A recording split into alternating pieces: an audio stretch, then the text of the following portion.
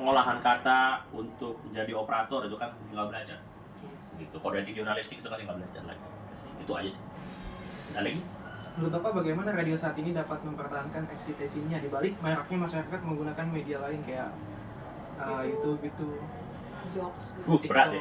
Jadi kita ngomong realistis. Saya nggak mau pesimis ya, tapi saya realistis. Radio itu udah lama. Sekarang saya tanya adik-adik kapan dengerin radio? Pasti udah lama. Atau belum pernah sama sekali. Udah lama banget kan ya. Paling bokap nyokap bapak ibu yang nggak radio. Palingan nah. Dia terakhir soalnya punya alat juga di rumah. Punya alat juga kan di rumah. Nah, itu kan gara-gara tertarik kan radio. Orang radio itu kalau menurut saya sekarang udah satu nasibnya bersama waktu radio dikalahin sama TV swasta. TV juga udah ketar-ketir nih. TV siapa kapan tadi nonton TV? Nah, itu YouTube terus kan? YouTube terus, ada TikTok, ada YouTube segala macam gitu. Makasih. Dah. Maaf ada tamu. Ya. Pergi deh. Tutup aja. Nah, itulah apa namanya. Tapi saya tetap yakin kalau industri radio itu masih ada walaupun sedikit ya. Untuk mempertahankan ya itu saya bilang tadi menjembatani antara offline, apa namanya tadi ada tamu segala macam, jadi biar meningkatkan engagement lah istilahnya. Online kita bisa monitor kan engagementnya kalau kita pakai Instagram for Business atau TikTok for Business, kita kan tahu itu apa namanya algoritma, engagement rates, jadi ada yang interaksi itu berapa ketahuan. Nah, terus habis itu terrestrial FM-nya ini konten kita masih bagus gitu. Nah, jadi kita sekarang saya galakin tuh kalau misalnya offline saya belum banyak ya, kenapa satu offline itu perlu biaya besar, artis kita mesti panggil atau segala macam. Nah, saya sekarang online, sosial media dan FM itu saya jembatani itu loh. Walaupun sebenarnya sih, nggak mau ngeluh lagi, tapi gampang-gampang susah juga karena banyak yang nggak bisa ditranslasi dengan baik dari penyiaran itu ke itu. Satu, kenapa? Online itu kan kalau sosial media kan visual ya.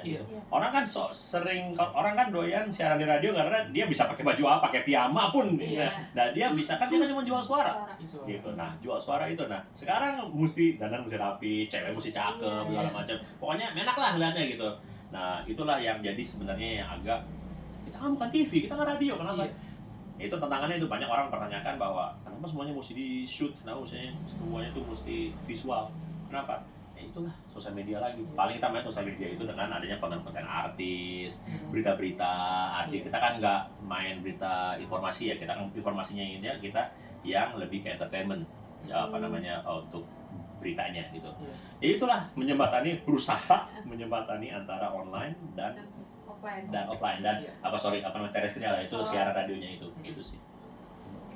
Terus teknologi informasi saat ini mendukung nggak operasional radio ini, Pak? Mendukung banget. Kalau menurut saya, satu, sekarang kalau misalnya saya mau nagih nih misalnya, kita melihat dari tagihan untuk ke klien ya, karena udah bisa kirim ke PDF, materai juga udah online gitu, nggak usah nyari-nyari ke warung, 10.000-an, mana 10.000-an, kadang-kadang suka habis, kan sebenarnya udah habis kan. Nah, kita kirim penawaran lebih cepat jadinya deh. Kita kan lewat WhatsApp sekarang. Kita ngirim pakai PDF. Udah tanda tangan online digital juga deh. Sudah beres. Nah itu, dan untuk kalau misalnya mereka perlu bukti siar. Oke, kita ekstrak dari log siaran yang kita udah punya, kita tarik, kita kirim nih, masukin Google Drive. Itu kan membantu banget. Karena kalau kita ngirim PDF atau kita burning CD lah zaman dulu gitu, kan ribet. Burning CD itu gimana? CD-nya kita habis gitu. Nah itulah kan mendukung banget.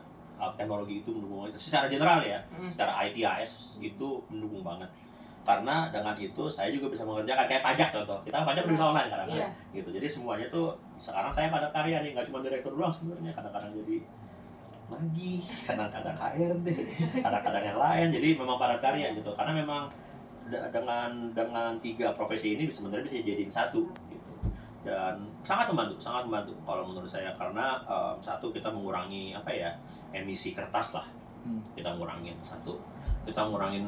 waktu lah bayar itu. Cuma kalau memang klien perlu hard copy nih misalnya, pakai lagi sistem informasi, yaitu Gojek, antar aja, Lalamove, ini kita bisa kurir. Makanya saya udah nggak punya kurir lagi sekarang, karena tinggal panggil sekarang. Gitu aja. Dan banyak orang yang udah Pak Ramah kirim aja soft copy-nya lewat WA, beres nih gitu kan. Gitu aja sih. uang sekarang udah transfer, nggak bawa uang lagi kan? Iya, Gitu. cashless. Ya cashless sudah. Iya kalau di misalnya lagi bawa duit, ternyata dipalak deh. Nah, udah habis gitu uang perusahaan, gitu sih. Ya, ada lagi deh. Untuk sistem informasi sama juga Pak, udah efisien. Efisien banget, makanya karena memang orangnya nggak banyak ini deh. Kenapa? Satu, kita nggak mampu juga mempekerjakan orang banyak karena memang satu pendapatan agak kurang ya gara-gara radio ya. Iya. Tapi alhamdulillah sih masih ada, gitu. Masih ada walaupun nggak banyak. Makanya jadi saya triknya adalah mengefisiensikan pekerjaan kita nih, gitu. Yaitu dengan digital, dengan pengiriman soft copy, online materi yang udah online, PDF, yang lain-lain, digital signature segala macam. Udahlah kita pakai itu aja lah. Lebih cepat, lebih cepat kebayar juga nagih kita gitu. Makanya dan internet kita selalu hidup gitu. Jadi enggak. Oh ya, satu lagi saya mohon maaf, satu lagi, kita kan ada radio streaming nih. Jadi kita radio kita kan nggak pakai FM aja nih. Jadi kita streaming juga ada radio. Jadi streaming itu selama radio itu hidup, streaming juga hidup. Jadi misalnya ada alternatif, nah itu jadi saya di sistem streaming itu bisa melihat pendengar kita dari mana aja. Kita banyak ada pendengar dari luar negeri, terutama Malaysia, Arab Saudi. Kenapa? Banyak TKI kan. Nah, mereka banyak kirim salam juga banyak. Gitu. Saya dari Arab Saudi gini. Salam dong keluarga saya yang di Kebon Jeruk. Gitu. Ya udah, silakan gitu. Saya sih senang aja gitu. Nah, itulah jadi memang udah nggak ada udah nggak ada border lah. Kalau udah pakai internet, itu sih jadinya streamingnya hidup dan kita bisa lebih banyak silaturahmi lagi dengan pendengar-pendengar yang di luar sana. Nggak terbatas lagi sama jarak sama waktu. Ya silakan. Satu lagi Pak, PT Radio CBW melaksanakan pelatihan pengguna sistem yang udah ada, pelatihan gitu. Untuk pelatihan sih karena kita masih sangat tergantung dengan teknisi ya, jadi belum ada regenerasi. Nah, tapi untuk yang kecil-kecil seperti misalnya saya ada penyiar baru, dia memakai sistem namanya, kan kita kan punya automated system tuh namanya Radio Boss. Nah, itu kan mesti belajar. Radio Boss itu kayak media player lah sebenarnya itu kalau kita simplifikasi lah. Cuman itu kelebihannya Radio Boss itu bisa streaming langsung, sama bisa menyimpan histori. Jadi yang udah dipancar di situ bisa dimasukin ke hard disk. Jadi buat bukti siar kita nanti. Nah, itu kelebihannya itu. Nah, tapi sebatas itu paling cuma memainkan mixer, memainkan audio, memasang lagu, angkat WA buat salam-salaman. Jadi ada yang orang-orang yang telepon ke kita, salam-salaman, request lagu. Terbatas sebenarnya untuk itu ya, tapi kalau misalnya kalau yang lebih banyak sih sebenarnya lebih di lingkup untuk ke klien ini lebih banyak. Nah, itu banyak kan saya kerjain sendiri gitu. Nah, gitu aja sih. Jadi belum ada saya ngajarin orang karena saya mesti kerjain sendiri. Gitu belum ada. Tapi kalau memang dikerjakan nanti ya itu yang paling penting adalah penagihan. Karena kita memang perlu penagih. Kan? Kedua, pajak. Semuanya urusan sama duit. Gitu. Kalau nggak urusan sama duit mah gue males ngajarinnya gitu. Yang penting urusan sama duit, cepat kebayar, cepat kita bisa bayar pajak, cepat bisa bayar kita tagihan, apalagi tagihan listrik. Nah, itu yang penting itu. Ada lagi? Ada nggak Pak pengecekan atau pengujian divisi terhadap informasi security-nya? Contohnya kayak ada yang crack nih terus dicek di berapa lamanya dicek gitu. Kita ngomong SSL, security layer apa ngomong security layer? Security layer itu sih nggak ada ya. Tapi kita selalu pakai verifikasi itu ada 3 atau 4 lah. Jadi semua itu saya yang pegang.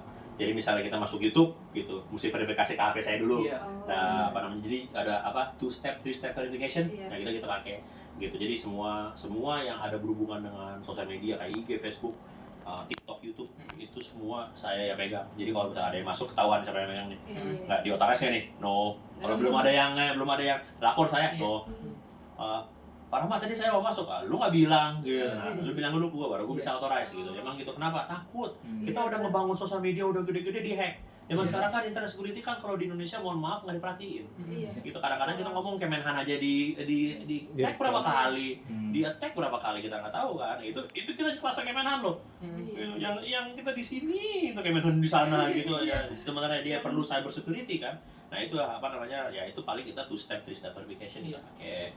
Dan untuk penguji sebenarnya nggak ada sih, kita kan selalu saya monitor itu kan, nggak 24 jam tapi oh ya ada yang ini cuman itu dia ngasih misalnya ada unauthorized login, dia bisa kasih email tuh kayak nah unauthorized login nih ada yang mau coba masuk gitu, tapi tetap nggak bisa masuk. Cuman kan kadang-kadang Google atau Meta ya sekarang itu kasih tahu kan apa namanya, ada yang mau masuk nih, Pak Rama ada yang mau masuk gitu. Udah paling itu aja, yang penting kita satu, dia mau masuk, oke, lu mesti lewat verifikasi gua dulu gitu aja sih. Dia mau tahu password, tetap aja nggak bisa, karena mesti lewat saya dulu gitu. Itu aja, kadang-kadang capek untuk ngebangunnya dari awal tuh. Kita follower aja susah, mesti bikin lagi akun yang baru, udah deh gitu. Mendingan kita bikin verifikasinya secara 3 step layer lah gitu. Mas di sini ada divisi apa aja Pak? Sebenarnya nggak banyak sih, adik-adik divisi saya tuh cuma satu nih, manajemen, yaitu saya. Komisaris itu ada ibu saya dan adik saya ada di bagian di atas itu. Saya bagian yang eksekutor operasional. Terus ada divisi penyiar. Divisi penyiar adalah penyiar gitu. Terus divisi produksi. Sebenarnya nggak cuma divisi sih, sebenarnya lebih ke orang produksi cuma satu gitu doang. Nah, dan penyiar itu ada 7 atau 8 ya. Dan untuk divisi divisi produksi itu ada satu OB. OB juga merangkap lagi sebagai kadang-kadang operator kalau memang dibutuhkan gitu. Sama tadi satu lagi divisi teknis yang Pak Ilham tadi, teknis, IT dan lain-lain yang berhubungan dengan hardware lah gitu, dan softwarenya masing-masing. Divisi marketing gitu apa? Ada satu marketing, maaf ya, ada satu lagi marketing, benar. Marketingnya cuma satu orang, namanya Maya. Nah, Maya itu kadang-kadang sekali-kali ke kantor lapor, lagi dia nggak perlu ke kantor juga kok, kan ada WA. Ya saya bilang sama dia, nggak usah perlu, kalau misalnya nggak perlu banget jangan ke kantor, ngapain? Yang penting lu keluar, Pak Rama ada yang masuk, lapor, terima duit, gitu doang. Yang paling enak gitu kan, cepet, nggak usah kantor lagi, apa semua proposal udah ada template, tinggal ganti nama, tinggal tanda tangan, udah digital, tinggal semuanya. Gitu. Jadi satu, misalnya kabar kan sekarang kan klien kan mintanya, Mbak, Mas cepetin ya nih nama. Ya Allah, baru keluar udah diri, ya udah makanya balik lagi teknologi kita pakai. Gitu aja sih. Lebih cepat banget ya. Di sini IT-nya pakai programming gitu nggak Pak? Kayak buat bikin aplikasi? Enggak, sebenarnya kita yang udah ada pakai. Kalau misalnya kalau software ya wajar lah kita pakai yang udah ada. Untuk programming atau untuk coding sebenarnya nggak ada, karena memang kita nggak perlu ya, karena kita bukan perusahaan IT, kita kan radio gitu. Paling kalau kita mau streaming kan suka ada dikasih sama YouTube sama Facebook streaming key. Nah, kita sebelum streaming kita masukin streaming kita sebatas itu aja sih gitu, karena memang dia perlu verifikasi kan.